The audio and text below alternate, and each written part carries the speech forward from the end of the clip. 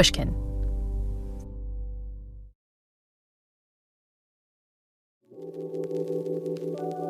If you're a fan of my work or of this podcast, you've probably heard the story of how I got interested in happiness research in the first place. If not, here's a very quick version. Back in 2018, I was an Ivy League psychology professor minding my own business when I started noticing that something was changing on college campuses. The students I saw in my classes day after day, year after year, over time they seemed different. They were more stressed, less joyful, more overwhelmed, less happy, more depressed, way less resilient, and way more anxious. I got so worried about this generation of college students that I decided to drop everything and fully retrain in the science of happiness just so I could help them. As I worked with students more closely, I found myself thinking, man, the kids today, what's up with them? Why are they so different than the generations that came before them? Why are young people today so messed up? As I became more of an expert on the science of happiness, I got asked a lot of these very same questions. I gave interview after interview emphatically claiming that the kids today were different, that they were doing worse than any generation before them. Turns out that this is a crisis nationally for our young people right now. Over 50% of college students say they feel hopeless most of the time. Over 60% of college students report feeling overwhelming anxiety most days. I used strong phrases like the mental health crisis. I saw the college student mental health crisis. College student mental health crisis. This is the mental health crisis that our students and our young people are facing nationally. I shared study after study showing just how much young people's well-being had worsened over time. Academic stress is one of the highest we've seen kind of historically since we've been measuring this. And I wasn't alone. Even now, it feels like nearly every article you see about the kids today involves some scholar talking about how messed up they are. Some of those scholars even get pretty judgy, arguing not just that the kids today are struggling, but that they're coddled or lazy. I tell you all of this to set up just how hot of a hot take today's happiness hot take is going to be. Because today's happiness hot take is this. I'm starting to think that the kids today are all right, or at least as all right as the kids in any generation have ever been. Now you may be thinking, wait, Laurie, after all those interviews, do you really think you had the youth mental health crisis wrong? Well, get ready to find out, because we're going to go on a bit of an adventure, a deep dive into what our minds get wrong when it comes to judging the kids today, and what we can do to give them a bit more compassion.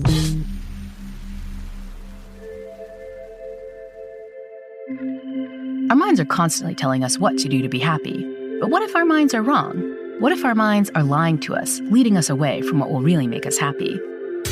The good news is that understanding the science of the mind can point us all back in the right direction. You're listening to The Happiness Lab with me, Dr. Laurie Santos.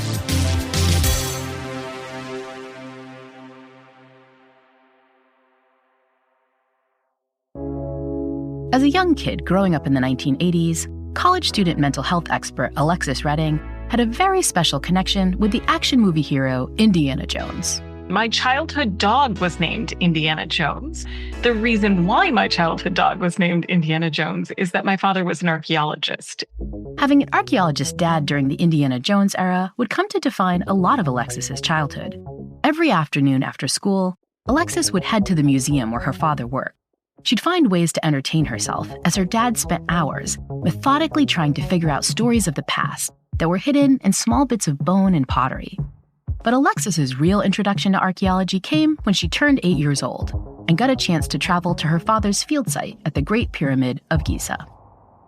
He and his team spent several decades actually running the Giza Plateau Mapping Project, which was unearthing the workers' village of the human beings who raised the pyramids and telling the stories of their lives. Up until that point, what my father did was a little bit vague. They didn't understand what it meant to be in the field. I hadn't seen that up close, and it was eye-opening to see how meticulous the work was, literally using paintbrushes and toothbrushes to move bits of sand away. And the amount of enthusiasm he had over finding a trash dump, because that was such a treasure trove of information when you're an archaeologist, of the layer after layer of human life and what is left behind. The fictional character Indiana Jones famously fell in love with archaeology when he first visited his father's Egyptian field site. Did that visit to Giza set Alexis onto a similar path? It was fascinating and entirely not for me. archaeology involved dealing with a lot of dust, and Alexis was not a fan of dust. But she did inherit her father's passion for figuring out hard academic puzzles. And the hard academic puzzle Alexis took on is the subject of today's happiness hot take, the mental health of kids these days.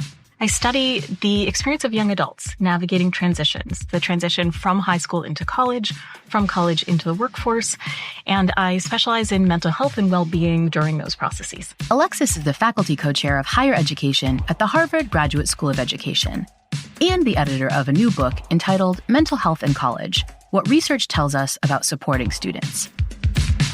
Alexis is therefore very well versed in the way that adults typically talk about the kids today.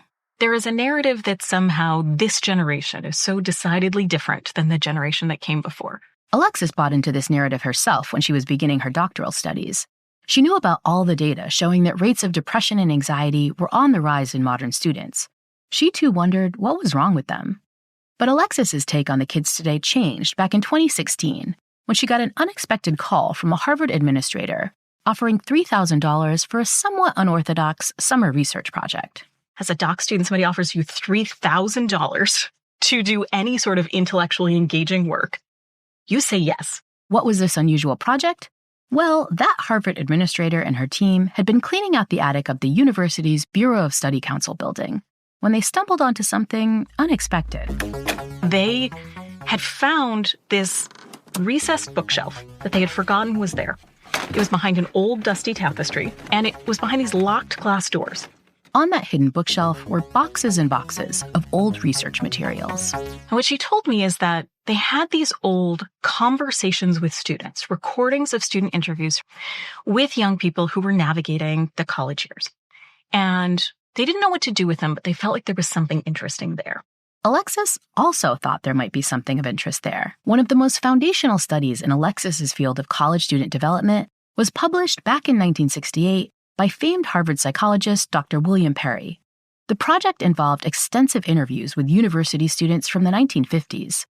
That sounded suspiciously similar to what the Harvard administrator had stumbled across. Could the conversations in those old boxes be Perry's original interviews from his foundational paper? Could they offer a glimpse into what college student mental health was like back in the day? And by comparison, how bad things had gotten today? You know, being the daughter of an archaeologist means that you are primed to go on a grand adventure of discovery, and that seems like a typical thing to do. Alexis's first visit to that attic archive did indeed feel like a grand adventure. When she pulled back the tapestry, she found piles and piles and piles of old research materials. But it was a mess. It was like you ask a kid to clean their room and everything goes into the closet. Like that had happened over maybe 20 years. The attic space also featured the very thing Alexis most detested when visiting her dad's field site. It was dust-filled. I spent part of my $3,000 on, Claritin and an air purifier so that I could spend time up there. Dust. Why'd it have to be dust? But pack of Claritin in hand, Alexis got to work trying to make sense of the mess. She began organizing all the random papers in those boxes. She discovered card catalogs of old interviews, outdated training materials, and then one day, Alexis stumbled upon a sheet of paper that didn't match the others. Everything about it looked and felt different. Like the paper felt different. It had purple mimeograph ink. The font was like a little thicker from an old school typewriter. The purple inked page appeared to be a transcript of a student being interviewed about his mental health struggles. Could this be a conversation from Perry's foundational 1950s study? The only way to find out was to locate the rest of those pages. As weeks and weeks of searching passed, slowly but surely, more of those strange purple pages turned up. And then I found page 18. Right in the middle of the page said, President Nixon and the Vietnam War. This was supposed to be from the 50s and 60s.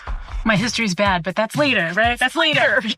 I had this moment in the attic of I'm not a presidential historian, but I feel like that's off. Tricky Dick was president from 1969 until 1974. That was more than a decade after Perry had concluded his foundational study. Which means that I didn't have something from the original study. I had something from a replicated study from the 1970s. Now, this is my field. I know the literature. I know that this study was never published. Had Perry conducted a second study with a new group of students from the 1970s, one that he had never published or even told other scholars about? That seemed unlikely, but Alexis needed to know for sure. So she tracked down several people who had worked at the Bureau of Study Council back in the day. And those former staff members said, Oh yeah, I remember. Dr. Perry did try to redo that original study. Oh, and it took forever, they explained.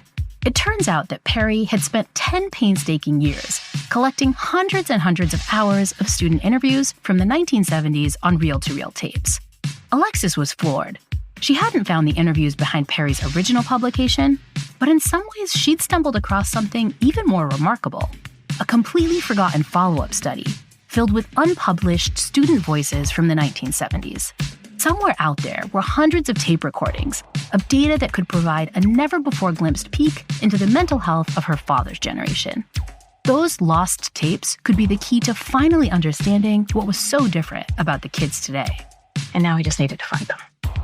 The Happiness Lab will be back in a moment.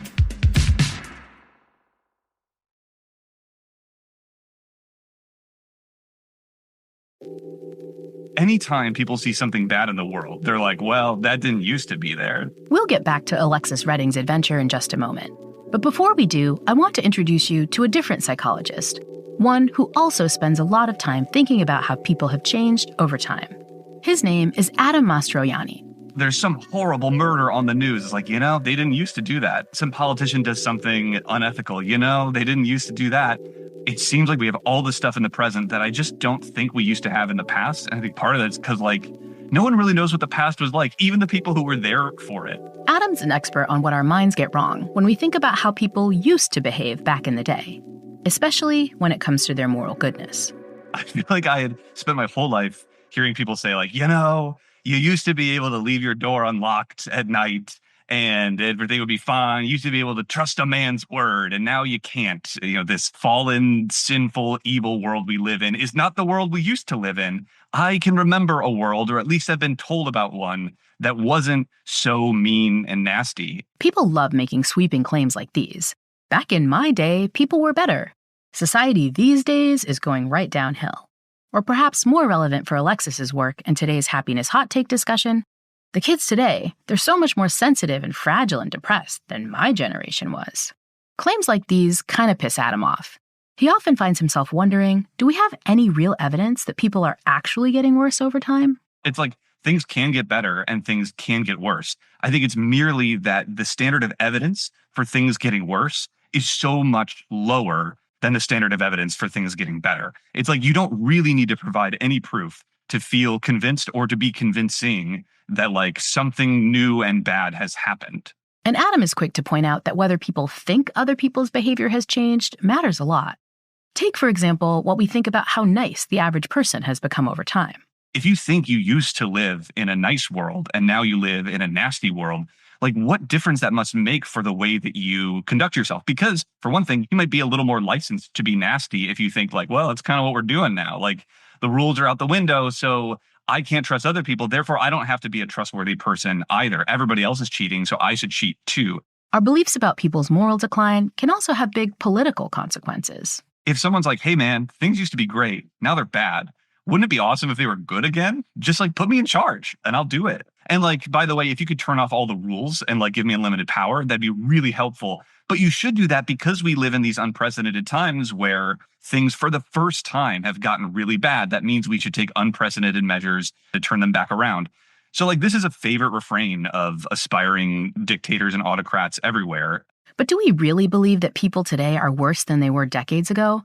Adam wanted more than just anecdotes. So he surveyed a nationally representative group of subjects and asked them to rate how kind, honest, nice, and good people are today versus in the past. In every survey we did, people were like, today is the worst time. And when you ask me about the past, it gets better. You can even tell the difference between today and 4 years ago. It just gets a step worse each time we get closer to the present. But have we always thought that the kids were worse back in the day? Here we had a major head start in that other people had asked other people these questions for a very long time. So we have all this archival survey data gathered for decades and around the world where people are asked questions like, do you think things are getting worse? Do you think people are less respectful than they used to be, less ethical, less kind, less friendly? Adam was able to gather lots of data from these archival surveys. He amassed more than 200,000 data points, testing people all over the world, going back as far as the 1940s. And in more than 80% of these archival surveys, most people said, yep, people today are worse than they were in the past. So we can see that not only do a majority of people believe this in the US, majorities of people believe that morality is declining in every country that's ever been surveyed. But, Adam wondered, who are the folks driving this effect? The suspicion that it's a certain kind of person who says that people are less good than they used to be. It's probably a conservative, and it's probably an older person. And we found that neither of those things are fully true. They're somewhat true. So it is true that people who report themselves as being more conservative or more on the right side of the political spectrum do say this more. So they see a bigger change. But even if you go as far left as you can go in our survey population, they too perceive decline over the same periods of time. So it's not like being on one side of the aisle turns the effect on and off. When it comes to age, it's actually a little more complicated. So it is the case that older people say there's been more decline in their lifetimes, but they have a longer lifetime in which to witness that decline. So what we really want to know is, do they perceive a greater rate of decline? So if you just divide how much moral decline they've seen over the number of years that they've had to see it, you get the same number if you're younger or older, and you do get the same number. So it's not just conservatives and it's not just older people who are saying this. Everybody, regardless of age and political persuasion, can agree, people are worse now than they once were. But is everybody right? Is Adam smart to be skeptical? Or has there really been a continuous and steep decline in people's kindness, honesty, and niceness over time? If that's true, that's the biggest effect in all of social science. That's the most important thing we should figure out. Because if people used to be nice and now they're nasty, then well, how did that happen? When did it happen? Is there a way we can reverse it? Unfortunately, figuring out if people have in fact gotten less nice over time is kind of hard.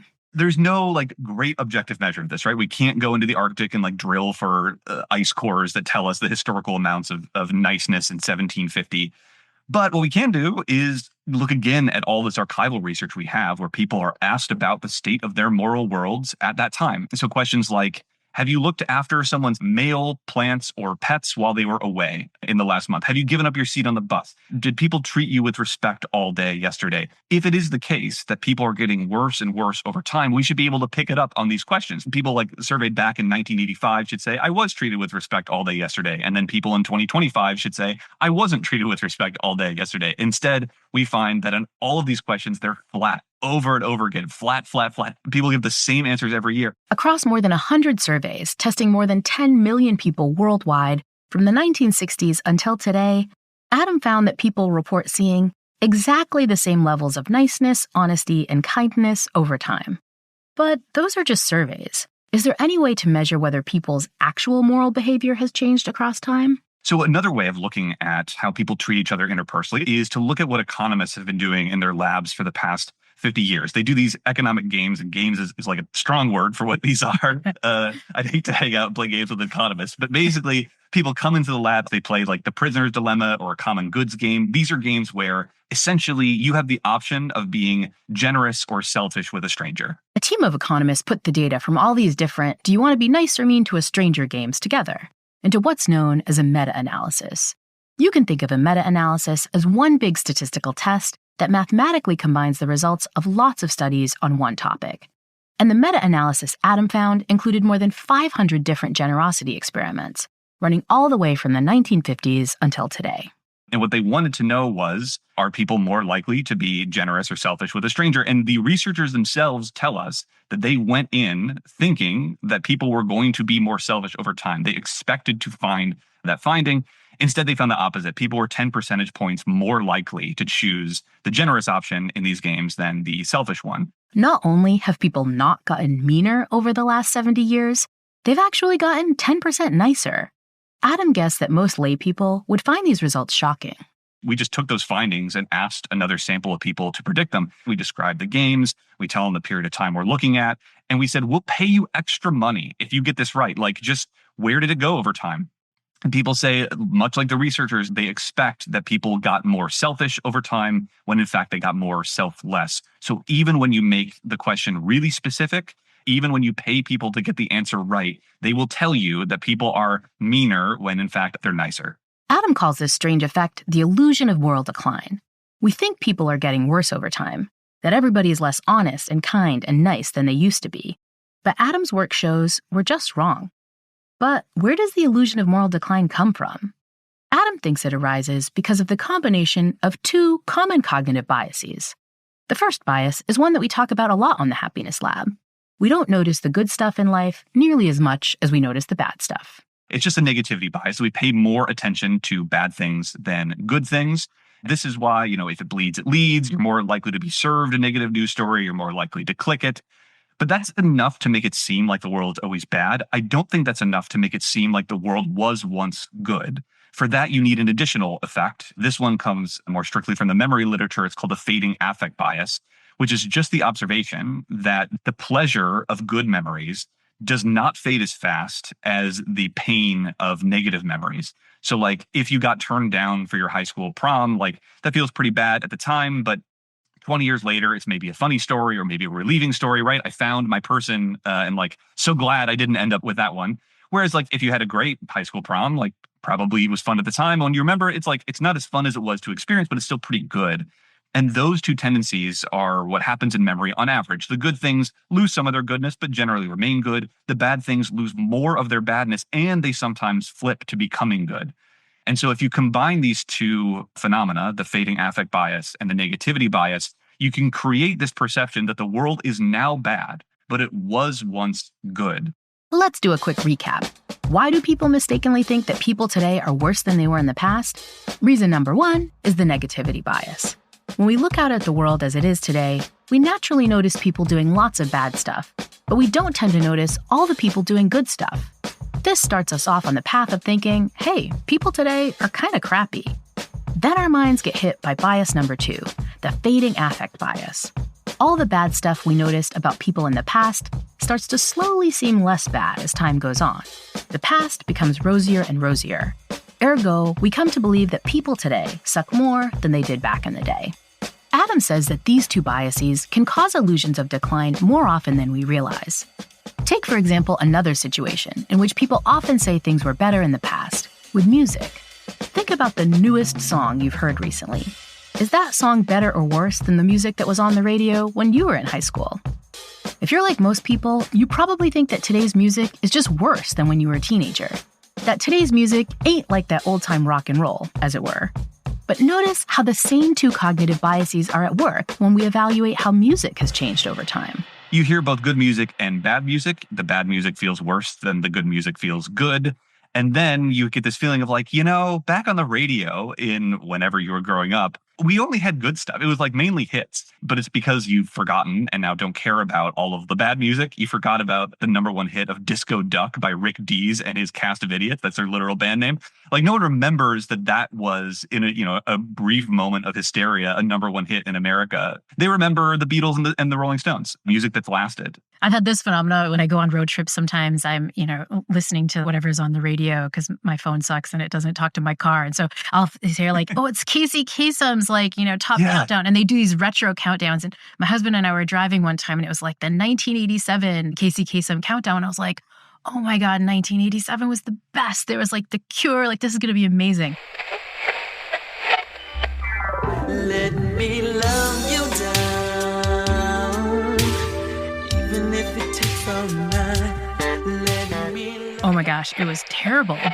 I'm a Jones Casanova. So much terrible stuff.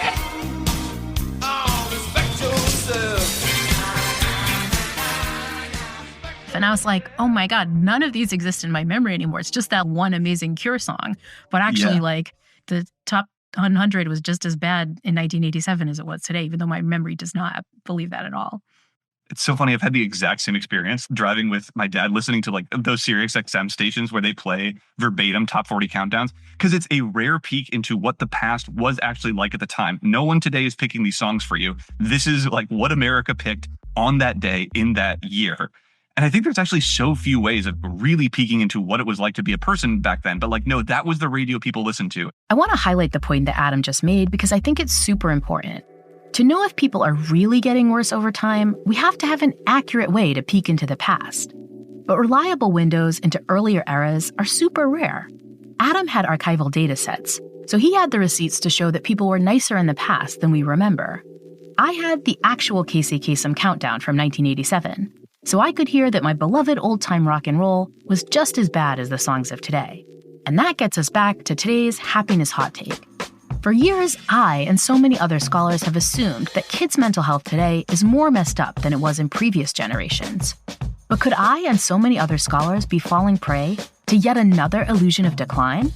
The only way to find out would be to find an accurate archaeological peek into what college students were really like back when Casey Kasem did that 1987 countdown, or when our parents' generation went to college. For decades, researchers like me assumed that no such accurate peek existed. But that was about to change. The idea that there might be these materials that could change the story of what it means to grow up in this pivotal moment in time, I was going to find them. The Happiness Lab will return in a moment.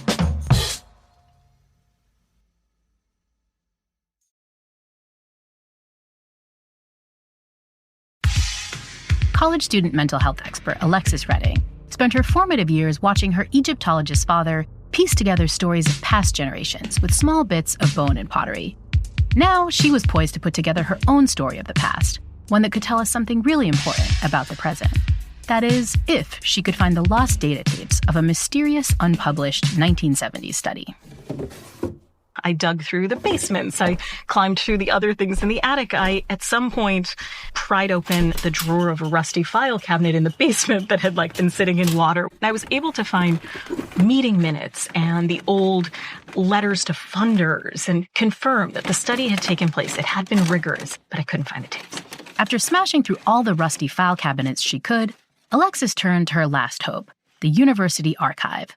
That spot where institutions stick all the historical stuff that they're not sure what to do with. Month after month, I was sitting in the archives opening box after box.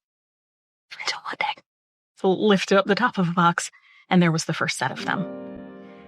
It took me almost a year, but I found them. Alexis finally had her long-lost archaeological peek into what student life was like when her father was in college. She was finally ready to analyze the data. So I enlisted the help of my colleague, Dr. Nancy Hill. And as we were framing what it was that we were hoping to hear on these recordings, we started from a Kids These Days place. Our idea was, this perfect time capsule of interviews from the 1970s, obviously it's going to help us figure out what is so different about being a college student today. And we both sat down to listen independently. And we both had the same just jarring realization that what we were actually hearing sounded no different than what our students were talking about in our, office hours, in our classrooms, that there was this level of continuity that we had absolutely not expected. Give me some examples. The loneliness that they were struggling with, the challenge of finding friends, finding their people. I remember walking through the dining hall many times, then just not seeing anyone that I felt comfortable with to sit down with. And I would just go off and sit by myself. The pressure to have life figured out by graduation and the sense of the ticking clock. It just seemed really huge and sort of overwhelming, and I was afraid of the courses, and I was afraid I wouldn't do well, and all that. Things that students come into my office to talk about today were exactly the things that those students were talking about. Alexis wasn't able to share the students' actual recordings because the 1970s researchers didn't think to ask for podcast usage in their original consent forms. Which makes sense, because podcasts didn't exist in 1975. But Alexis was able to share the actual quotes from student recordings. And that's what you're hearing now. I think I compare myself to other people too much when I first came. A lot of kids came from money, and I started to compare that to what I had, and I worried about that. I went through a period of depression between January and February. I'm getting to the point where I don't know what I want, and I don't know. I'm not even sure how to deal with people. Listening to these reenactments was so shocking for me. We are all sort of pessimistic and cynical about everything when we think about our chances of getting a job. These are the same kinds of worries that my Yale students share in my happiness class today. I really collapsed one day. I felt like I was going to cry all the time, and that had never happened to me before. Because I've never been a crier, and I've never been that unhappy. I always kind of believed in myself. Now I would sit on my bed and listen to music and feel like, what am I going to do?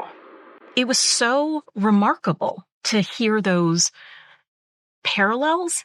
And then every so often, there would be these peppered in details of a student on the recordings asking for the ashtray or a lighter or something that was so anachronistic.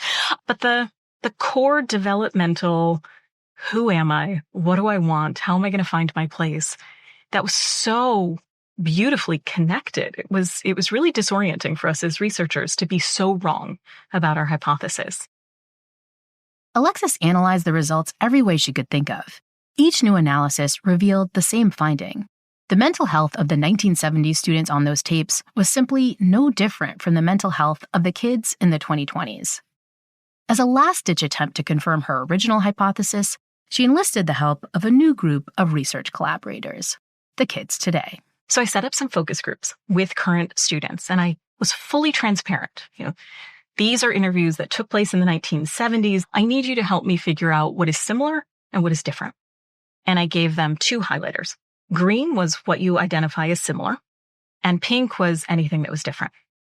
And in focus group after focus group, I just watched the transcripts turn green with highlighter ink. The kids today could not see any difference between their own mental health problems and those faced by their grandparents' generation. The typical student's happiness struggles just hadn't seemed to change in over 50 years. I first heard about Alexis's findings at a workshop at Harvard over a year ago. For weeks, I couldn't get her results out of my head. They simply didn't fit with all the studies I'd read and all the results I'd talked about in my own interviews. All those findings showing increasing rates of depression and anxiety in kids today. I asked Alexis where she thought the discrepancy came from. I think the first thing is really to begin to decouple these 2 trends of what is happening simultaneously. One, to understand what is a clinical challenge and what is a typical developmental challenge. There are students who are having very real mental health crises where they need intervention from clinical counselors. And then the vast majority of students are those who are just struggling with typical developmental challenges of transition, of what does it mean to leave home, move to a college campus, be asked to answer these big questions about what do I want out of my life? How am I going to get there? And we conflate these 2 things, which means that number one, we all panic. So the second a student comes to us and they tell us that they're lonely or that they have anxiety, we leap to, this is a clinical problem. So we're really trying to have a different kind of conversation about what's really going on, what is typical, normal, developmental, and hard about being a young adult, about being in college, and to recognize the clinical challenges that are happening on a separate track. I resonated with Alexis's idea of these 2 tracks, because research shows that there definitely are more college students on that first track today than there have ever been in the past. Students facing clinically significant levels of mental health issues that require urgent professional treatment. Students facing acute symptoms like panic attacks or suicidality, or a level of anxiety that requires medication just to function. But there are also lots of other students in track 2. College students who are having a hard time because college life has always been hard. That second group is simply reacting normatively to the typical developmental stresses that come with being 19 years old, no matter what generation you're in. Alexis worries that we might be hurting this second group of students when we inadvertently lump them in with the first. We are so scared that we are going to underreact to a severe challenge that we tend to overreact. Alexis also worries that kids today are starting to own the narrative that adults typically tell about them, that they're just so different than previous generations. And that's why she's begun a new intervention with the students in her classes, one aimed at teaching them just how similar their current generation is to previous ones. And so I give them a series of quotes, and I tell them these either come from the 1970s or these are from the 2020s. And I ask them not just to tell me which generation they think it's from, but why. And so we'll put up a quote like a student who couldn't get out of bed and it feels like he's wasting his time because he doesn't want to go to class, because he doesn't know what's going on in class and he doesn't know who to ask for help, so he just doesn't show up. And my students will tell me, oh, I've done this, or this is bed rot. He's probably scrolling on TikTok, and we'll build this strong case and will even tell me there's no way that this is a student from another generation. And then I reveal one after the next that indeed, this is a student from another generation, from your parents' generation or from your grandparents' generation. And I think that simple activity really opens our frame to better understanding I couldn't help but try out Alexis's intervention with my own students at Yale. So this is for this episode that we're doing about how mental health has changed over time. And I'm going to do an exercise with you guys that Alexis Redding does with her students. She was the one that found these recordings from the 1970s. So these are Harvard students, class of 1975. And also she was doing qualitative interviews with students from 2025. And so the game is just like, can you tell which is which, whether this is a student from 1975 or a student from 2025? Does that make sense? Yes. Yeah. Here is quote number 1. I remember walking through the dining hall many times, then just not seeing anyone that I felt comfortable to sit down with, and I would just go off and sit by myself. This is a student talking about his first year on campus. So 2020s or 1970s? That just kind of sounds like me my freshman year. My Yale students seem to get it wrong too. I'll say that's totally in line with the 2020s experience. Yeah, 100%. 2020. That is like peak undergrad social anxiety. Turns out, nope, it was 1975. What? They too were shocked by what they were hearing. Okay, next one. I went through a period of depression between January and February. I'm getting to the point where I don't even know what I want. I don't know. I'm just not sure how to even deal with people anymore. 2025. I think there's something about the language of like pausing and not finishing a sentence that I'm like, oh, Gen Zer. They were just more articulate in the 1970s, yeah. I think the phrase, I don't know how to deal with people, and talking about like, people scare me and stuff like that, that's very much like a 2020-ish type of thing to say. They too assumed that their grandparents' generation was different. In my head, like 1970 students are all like happy and like congregating and like they know exactly what they want to do and they're going to get jobs and whatever and they don't have to worry about any of these things. That's my stereotype at least. 1970s again. I lied, they're all from the 1970s, as you probably figured out. But how does it feel hearing that they're so similar? Oh, well, it gives me a sense of like common humanity, that like everybody goes through the same things. The first thing to come to mind, like what this feels like to me, is, you know, those ancient graffiti at Pompeii or whatever, where it's like people talking about bathroom humor kind of stuff. I feel like looking at that always makes me feel like, aw, they were just like us. And I feel like we think of ourselves as it's like this unique special thing where we're dealing with bad mental health or whatever. But yeah, I guess it probably was this universal experience and people in the 1970s probably were feeling the same way. I think that's like kind of cool. I mean, there's something definitely validating about it. So it's nice to hear that it really doesn't matter what time, you're probably going to go through the same sorts of questions, insecurities and whatnot. I think we put such a false barrier between us and current students with the kids these days narrative, because naturally, what do they conclude from that? The grown-ups in my life aren't going to listen. They don't respect me. They don't understand what I'm going through. And if we can, just take some of the bricks out of that wall and build that connection, it's incredibly meaningful to sort of see that generational similarity and to lead with a sense of empathy of, I was there too. And if we can tap back into that, and we can have a much more humane, grounded conversation with young people that is a lot less kids these days and a lot more, I know what you're feeling. I experienced it too. Now that I've sort of tapped back in, I can relate differently. But there was a second group that Alexis realized might benefit from hearing the details of these old interviews. The 1970s participants themselves. With permission from the university, Alexis was able to track down 20 of the original participants. And her question for them was simple. Do you remember how tough it was to be in college? And then she offered them the chance to hear the recording of their original interviews. How did the 70-year-old participants react to hearing the struggles of their 19-year-old selves more than 50 years later? They would tell us, I remembered the broad strokes. I remembered generally what was happening, but I didn't remember how it felt. These former students had succumbed to the same cognitive biases that psychologist Adam Mastroianni had described earlier. They heard the same negative stuff that we all do about kids today in the news. At the same time, their memories of their own college days slowly got muddled by the fading affect bias. They simply didn't remember how bad things often felt as a college student. All those moments of loneliness and job worries and academic stress were clear as day in the recordings, but the participants couldn't remember just how bad those moments felt at the time. And that to me was so interesting.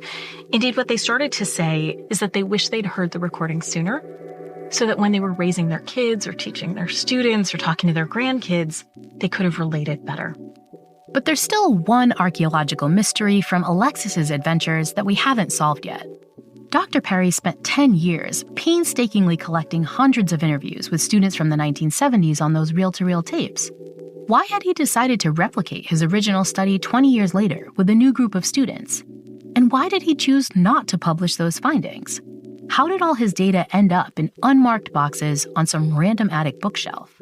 The answer to this mystery was buried inside that wet, rusty file cabinet that Alexis described smashing into earlier.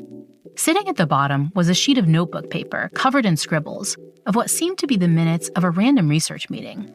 Only later would Alexis discover that the notes from this particular meeting were important. They were from the conversation in which Perry's team made their fateful decision to abandon the new study.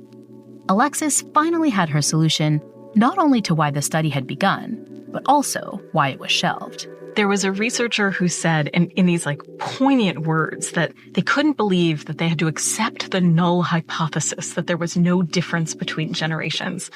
The study was replicated because they wanted to see what was different about kids these days. That they had done their work in the 50s and 60s, and by the 70s, with everything that had changed in society, they had decided kids these days were so different, they had to do the study again. Perry's team had exactly the same hypothesis about their contemporary students that so many of us have about the kids today. Those adult researchers who grew up in the 1950s looked at the college students of the 1970s, walking around with their weird bell-bottoms and speaking so anxiously about the Vietnam War and post-college job prospects, and they asked themselves, what the heck is up with kids today? There's got to be something that's so different about them. And the researchers in 1979 felt like they had failed after 10 years and literally thousands of hours worth of work. And that was why the study was sent off to cold storage, because they hadn't been able to prove generational difference. And here we were, looking back to 1975, saying exactly the same thing. There's no difference. That's a nice way to sum up this week's Happiness Hot Take. There's no difference. Gen Z college students today are going through the same sorts of struggles as college students faced in their parents' generation. And again, I want to be super clear here. I'm not saying that there aren't college students today who are facing real mental health struggles. Sadly, there are far too many. And surveys show that the rate of those clinical level mental health struggles have indeed gone up over time and over generations. But we also have to remind ourselves to be a little skeptical whenever we start thinking that the kids today are so much worse than how kids used to be. Our lying minds are prone to seeing an illusory decline whenever we think about how things have changed over time, whether that's what we believe about people's kindness or the kids' mental health, or the crappiness of music in the latest top 10 chart. So the next time you hear someone say something disparaging about the kids today, I hope you will ever so gently hit them with the hottest of happiness hot takes. The kids today are actually all right, or at least just as all right as the kids have ever been. And be sure to tell them that you heard that happiness hot take here on the Happiness Lab with me, Dr. Laurie Santos.